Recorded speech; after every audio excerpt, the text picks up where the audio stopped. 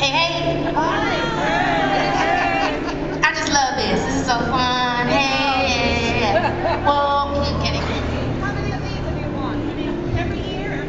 5. I think this is my 5th one, but it still feels like the first.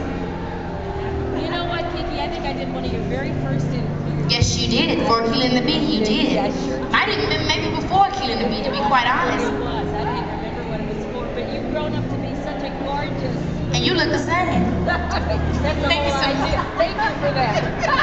You were so welcome. Thank you so much. So first of all, who's the dress by? Second of all, you know, it's very difficult to go from a child like you started to growing into this beautiful young woman. Oh, thank you. How do you handle that?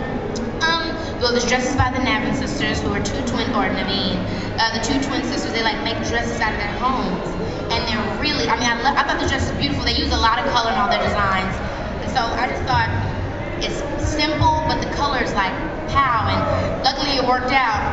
And then as far as growing up in this industry and starting out as a kid, it can be difficulties just as far as, you know, people like movies like Killing the Bee, that really, a lot of people identify me with that movie.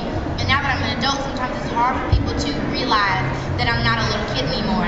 So sometimes that can be a little bit like, you know, I'm growing up, but I never want to rush it, because then it'll all fall apart, you know what I mean? So I just slowly take my time and, you know, like in Joyful Noise, I think people slowly start to see, oh, Keke's growing up, and I'll continue to do that, and then eventually, you know, I'll be Keke Palmer, the child actor that grew into an adult actress. But I never like to rush it, you know, just take it nice and slow. Doing it very well. Yes.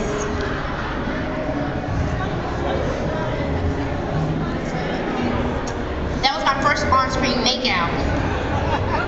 Oh my gosh, I was petrified, you guys. Petrified.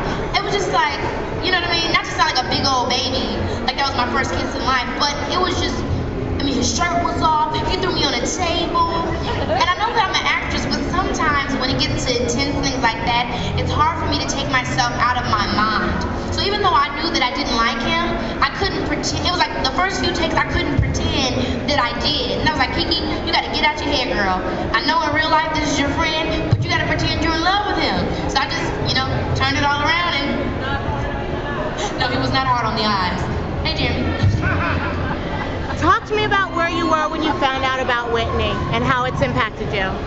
I was at my house getting ready for a pre-Grammy party, and it was honestly when I first heard it, my mom was like, Whitney's gone. I'm like, Whitney's gone. I kind of was like, what? Like it was like a complete shock to the point where I couldn't even feel anymore. Because I mean, Whitney Houston is the same age as my father. Well, she was the same age as my father, and my dad is up and moving and on with life. So for me to, it's almost like, how can that be? You know what I mean? That's such a young age. And for her to have passed, it was like, I mean, unbelievable. And then a few minutes later, it, you know, kind of resonated with me, and I, of course, cried. But I mean, it's just no words. There's no words you can express. It was the same situation with Michael Jackson. It's like, how can this be? How can this be? You ask yourself 100 times, how can this be?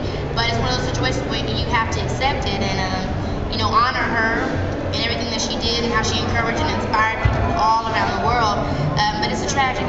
How do you think we should remember her? We should remember her for that voice and how she made you feel when she sang. Like, I mean, if she could be singing a song, like one of my favorite Whitney Houston songs is I Want to Dance with Somebody.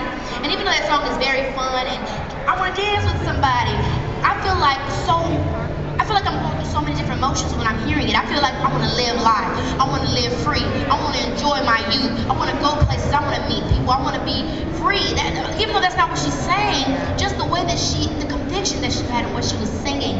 You know, sometimes it's hard, even though the music these days, we have good music too, sometimes it's hard to find an artist that has that same emotion and feeling and that, you know, expression in their music. So when you think about somebody like Whitney Houston, just think about that. Think about how she made you feel, and her music, how it stamped times in your life. I know people listen to Whitney Houston song and be like, I remember I was rolling down a friend with Gina and Leah, and we were laughing, you know, thinking about that one guy, like, does he really love me? You know what I mean? Like, just remember those moments and cherish those times. Thank you. That'll be the last question. Thank you, Keke. Oh, thank you. Bye, guys.